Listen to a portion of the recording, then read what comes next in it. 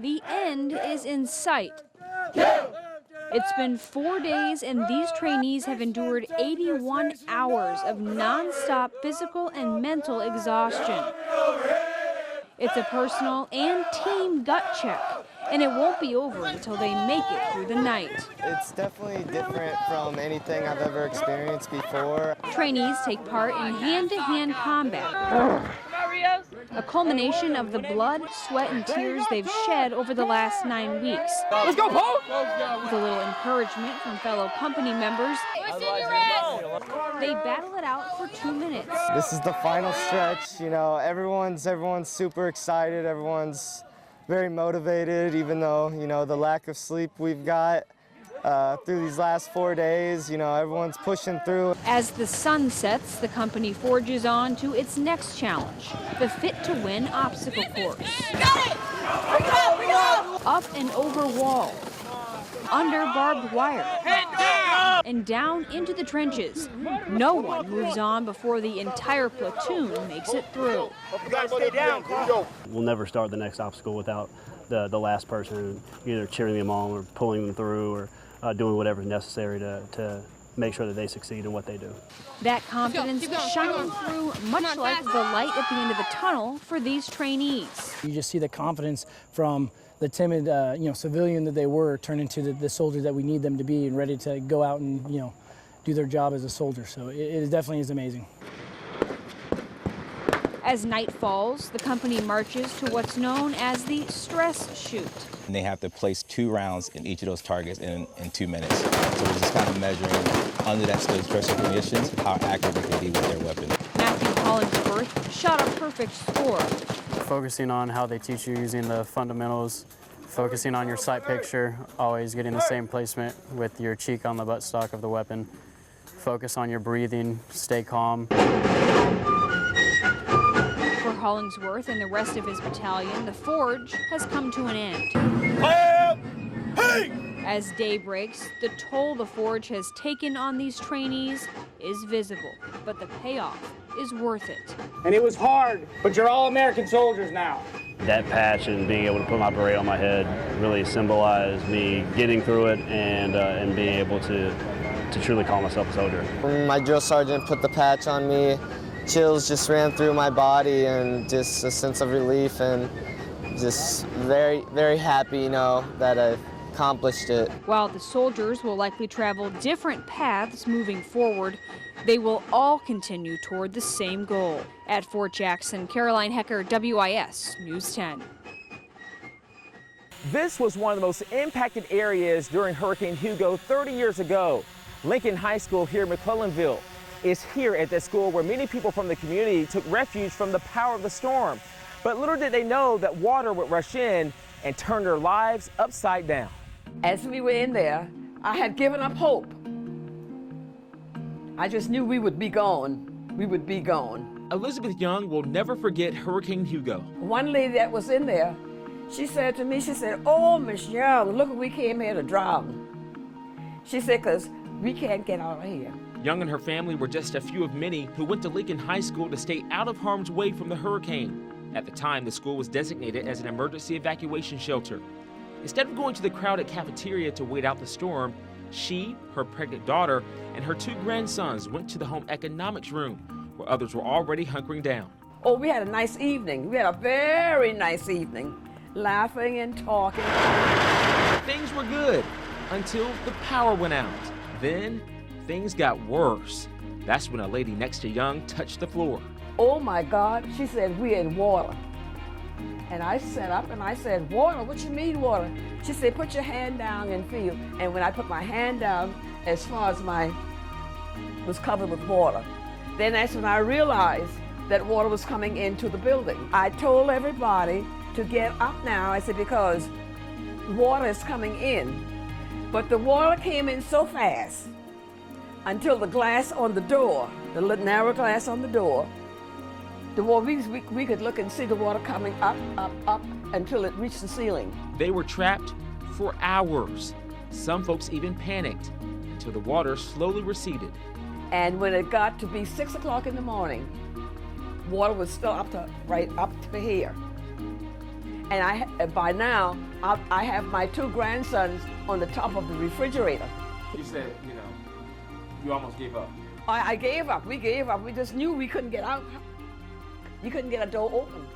Luckily, no one was killed during that night of terror at Lincoln High. But for others in town, they were dealing with their own nightmare. To step out my front door, all I saw was downed trees, limbs. We had cars that were up in the bushes, upside down, turned around. The whole town just looked like a disaster area. Rutledge Leland has been mayor of McClellanville for more than 40 years. He had seen hurricanes before, but nothing like Hugo. You can deal with a lot of things, but 6 to 8 feet of water in houses and streets and everywhere is an unbelievable thing to deal with.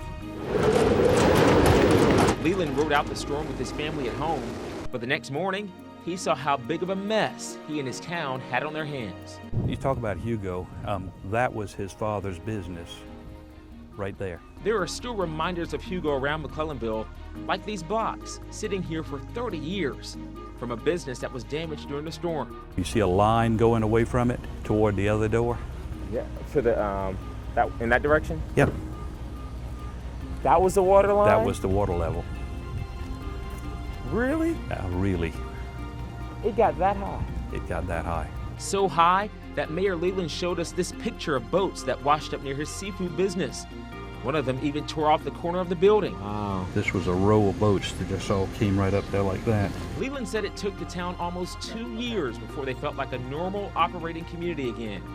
Since Hugo, new building codes have been established and shelters are farther inland. The weather here along the Intracoastal Waterway is much calmer and quieter compared to 1989 when we saw the worst of Hugo, with its strong winds that brought water from here and the nearby Bulls Bay into many communities, homes, and devastated many lives. That night, like I said, nobody thought it was really going to be that bad. In fact, the storm surge was so bad down the road in Allendale that Myrtle Jackson found this newspaper article when her husband's 60-ton, 58 steel hull boat he had dreamed to turn into a shrimp boat was washed about a quarter of a mile through the woods and landed in someone else's dirt roadway. Right. It wasn't until the day after the storm that Jackson and her husband found out the boat was pushed from the dock, an example of Hugo's power. To get it back into the waterway, they needed logs and a bulldozer to pull it back in, and that's how they finally got it back overboard. Although it's been 30 years, the memories of Hugo still linger for many people. That's one day I don't think anybody will ever forget. All we can do is hope and pray that it doesn't come this way again. A storm many folks in the Palmetto State will always remember.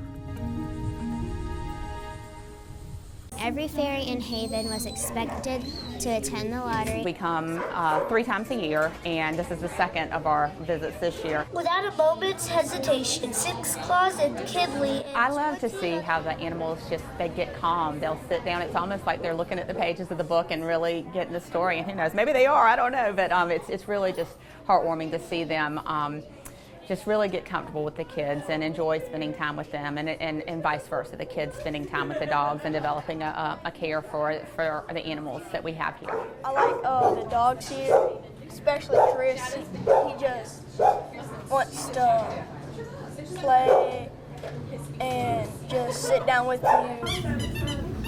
I love animals, and I've been really looking forward to it. This one, she sat down and let me rub her.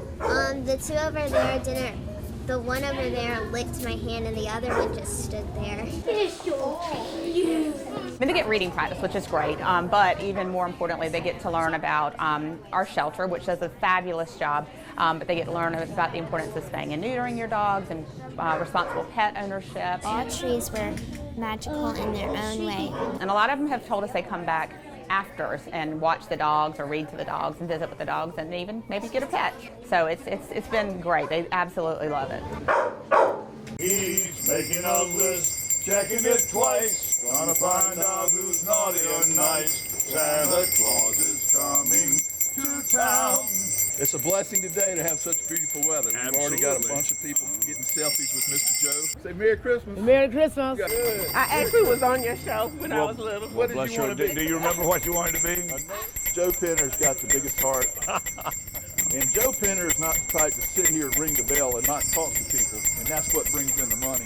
Come over here. All right, bless your heart. How you doing, Mr. Joe? I'm fine, thank you. Hope you are. Merry Christmas. Oh, I love ringing for the Salvation Army because I get to meet some of the most wonderful people. Merry Christmas to you. The most generous people. Thank you, appreciate it. There's just a spirit that permeates the season when you ring for the Salvation Army and you're ringing for other people. Merry Christmas to you. Happy forever. By the end of the day, this pot will be where you have to jam the money in. That's good. And it's a blessing to see it. Santa Claus is coming to town. It's easy with him. It just makes it more fun to be with him. I want to wish you a Merry Christmas from the bottom of my heart.